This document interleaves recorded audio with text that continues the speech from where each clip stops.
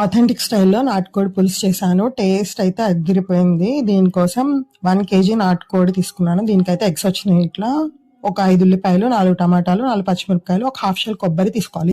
కొబ్బరితో పాటు ఒక 60 గ్రాముల అల్లం, 60 గ్రాముల వెల్లుల్లి వేసి ఇలా పేస్ట్ చేసి పెట్టుకోవాలి. ఇంకా మసాలా కోసం 2 స్పూన్లు ధనియాలు, 1 స్పూన్ జీలకర్ర, 2 అనాస పువ్వు, ఒక 3 ఇంచెస్ వరకు దాల్చిన చెక్క, ఒక 5 నుంచి 6 లవంగాలు, ఒక 5 యాలకులు, ఒక 2 స్పూన్లు గసగసాలు వేసుకొని ఫ్రై చేసుకోవాలి. జీడిపప్పులు కూడా ఫ్రై చేసుకొని వేసుకోవాలి. ఒక 10 వరకు వేసుకోండి. తర్వాత ఆయిల్ స్ప్రే చేసుకొని ఒక మీడియం సైజ్ ఆనియన్ని ఇలా ట్రాన్స్లూసెంట్ అయ్యే వరకు ఫ్రై చేసుకొని పక్కన పెట్టుకోవాలి. ఇందాక నేను మిరియాలు మర్చిపోయాను, అందుకని ఆనియన్స్లో యాడ్ చేశాను.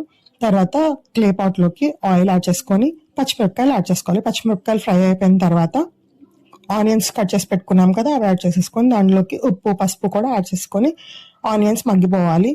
ఇదే స్టేజ్లో మనం కరివేపాకు కూడా యాడ్ చేసుకోవాలి.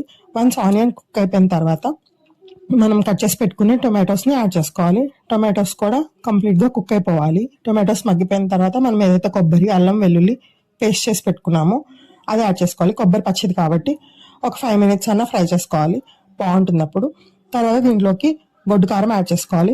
ఆల్మోస్ట్ 3 స్పూన్స్ కారం యాడ్ చేసుకొని ఒక 2 మినిట్స్ ఫ్రై చేసుకున్న తర్వాత దీంట్లోకి కర్రీ పీసెస్ని యాడ్ చేసుకోవాలి. నీట్గా వాష్ చేసింది మొత్తం కలిసేలాగా కలిపేసుకొని ఇంకొంచెం సాల్ట్ యాడ్ చేసుకోవాలి, ఎందుకంటే ముక్కలకి ఉప్పు పట్టాలి కదా, ఇందాక వేసింది సరిపోదు.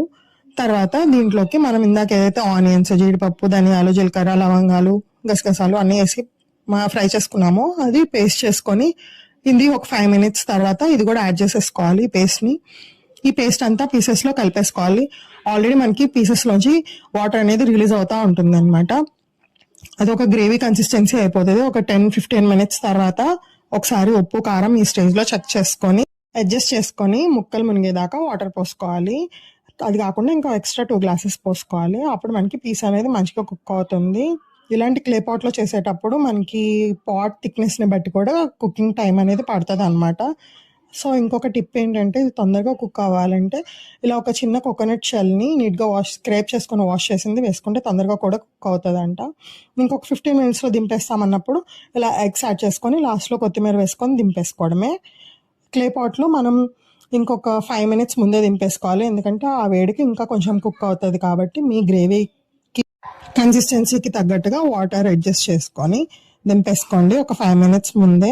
మేమైతే దీన్ని రాగి సంగటితో తిన్నాము. మేమంటే మరీ థిక్గా కాదు, మరీ తిన్గా కాదు, మాకు మసాలా కొంచెం ఎక్కువ ఉండాలి కాబట్టి ఇలా చేసుకున్నాము.